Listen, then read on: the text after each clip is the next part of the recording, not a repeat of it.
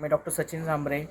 आज मी आलो आहे एक वास्तू व्हिजिट करायला. त्यांनी बांधकाम सुरू केलं आहे आणि त्यांना किचन कुठल्या दिशेला हवं होतं, परत अजून आपलं टॉयलेट बाथरूम कुठल्या दिशेला हवं आहे, पोटमाळे कुठल्या दिशेला. मी जसं मागच्या व्हिडिओमध्ये मी सांगितलं पोटमाळे कुठे नसावेत, टॉयलेट बाथरूम कसं असावे, त्याप्रमाणे मी ही वास्तू मॅप किंवा इथं वास्तूचं त्यांना मॅप काढून द्यायला आलो की त्यांना एक प्रिडिक्शन सांगतो की बाबा कसं कुठं बांधायचं, काय बांधायचं.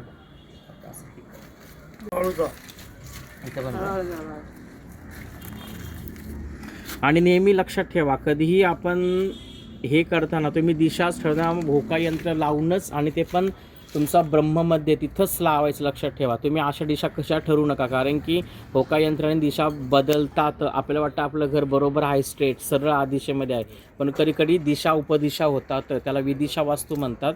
शक्यतो घर हे दिशाप्रमाणेच असावे.